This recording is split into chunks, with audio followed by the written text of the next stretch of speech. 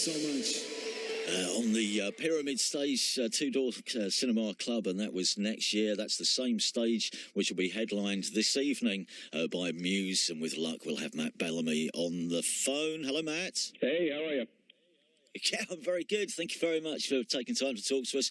Making, as we mentioned earlier on, making history tonight. The first band to have headlined every night of Glastonbury. Sunday in 2004, Saturday in 2010, and now this.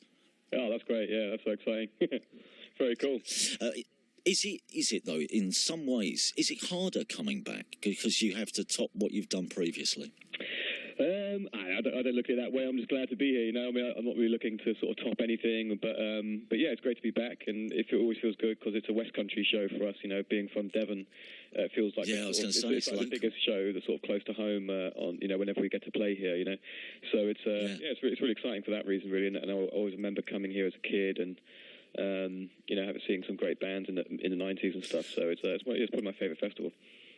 Who did you come with the first time you came? Was there a group of you? Yeah, it was like a group of us. Yeah, we were camping. We camped in the field that wasn't too far from the main stage, actually. I came in, I think it was 95 or 96. 2 or 3 years in a row I came.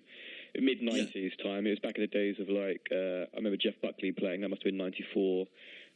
Rage Against the Machine I saw... Who else did I see? Pulp, I think they were playing. It was there's a lot of Britpop stuff going on back then as well. But I remember it was being the early days of some of the really groups like Daft Punk, their first album came out, and it was one of my first experiences of going in the dance tent and getting into the groove and all that kind of stuff. And I had all sorts of first time experiences there. It was great. And how many weeks afterwards were you boring all your friends with tales of having been to Glastonbury? Years, not weeks. But it was the best thing, coming up from Devon as well. It was a chance for us to see all these international acts, I think that's the thing, isn't it? It's like that. The first time you go to a major festival, it is like that chocolate box. You've seen, or certainly at that point, will have read about all these people in the music papers, and you may have seen some videos on the telly. But this was your actual chance to see these bands. They actually exist in the flesh. Yeah, absolutely. Yeah, and also getting inspiration because you discover so many things that you didn't know. That's probably my favourite thing about festivals is you go with the aim to see all the bands that you love. I remember seeing Weezer and stuff like that, bands that I was a fan of at the time. But then discovering other things like Jeff Buckley and so on, or artists that you didn't know, and you just stumble across them, and next thing they're your favourite thing, So it's great. It's just, it must be weird though, looking back, because we were all so naive when we first started coming to festivals, and how we lived on a diet of chips for 3 days. I don't know. Totally. I know. Back in the day, it was there was definitely not as much range of quality food as you get now. It's all organic and lovely, farm reared, this, that, and the other. But back in those days, it was you're lucky to get fish and chips. It was, I remember I found a lemonade stand once. I was very impressed with that. Healthy. Anything other than alcohol I drank for about 3 days, I think. Yeah.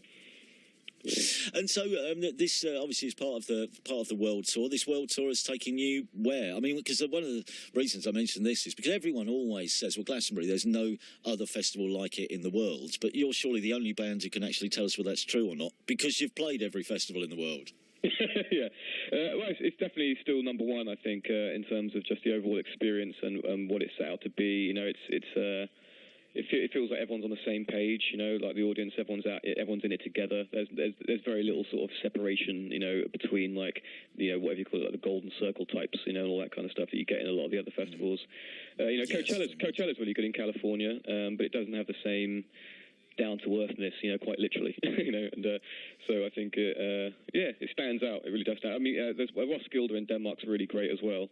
Highly recommend that to people. I recommend that to anyone who enjoys Glastonbury and wants to try something different, because you get a similar sort of lineup there and a similar kind of atmosphere, actually. So I'd highly recommend Roskilde, but I still see Glastonbury as the best one. Have you ever been helicoptered in to a festival? I actually arrived yesterday by helicopter. The answer is yes, quite a few times, over the years. I mean, but I can say hand on heart, I queued up in 15 million hours of traffic back in the day when I came as a punter. Yes. I got a helicopter in yesterday, and but I'm going to be here for the whole weekend, and so I'll be driving back probably middle of the night Sunday or Monday early morning or something. And do you know on this tour? Do you know how many trucks you have carrying your gear around?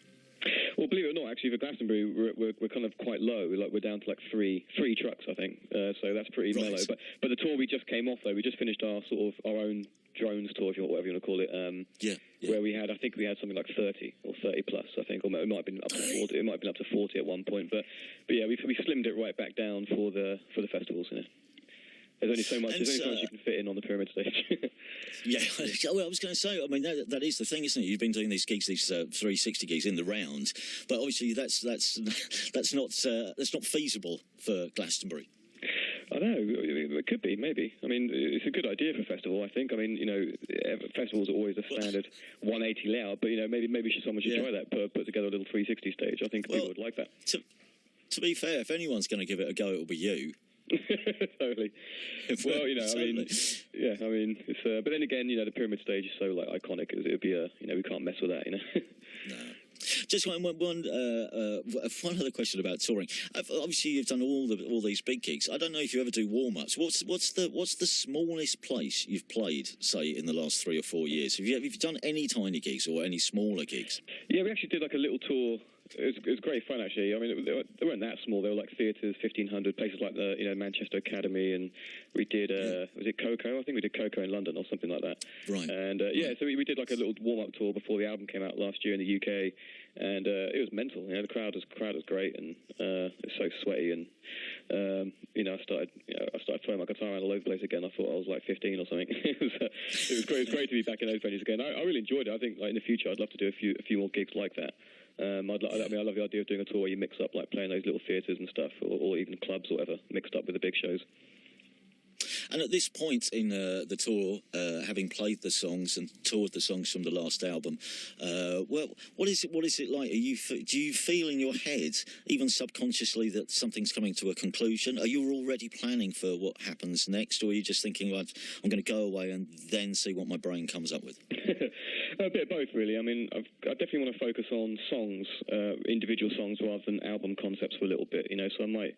I tend to get bogged down with thinking about the album, you know, and thinking about what does the album mean and what's it all about, and trying to link all the songs together to form some kind of concept or something. But so I like the idea of just sort of letting go of the album for a little bit and focusing on just creating good songs, you know, that just stand up on their own right without needing to be a part of a sort of album concept. Whether or not I do that or not, I don't know. But that's what I'm thinking at the moment. Is I like the idea of you know, writing and recording and maybe even releasing some songs just on their own for a while, you know, and quite a long time before we even consider doing another kind of concept or album of some kind, you know. Yeah. Well, listen, I was going to ask you what you're going to start with tonight, but actually I don't want to plot spoil it for anyone. So all I'll say is good luck making history tonight's third headliner, all on different days. And thank you very much for talking to us, Matt. Yeah, cheers. Thanks, Steve. Yeah, and see you soon. Yeah, Take care.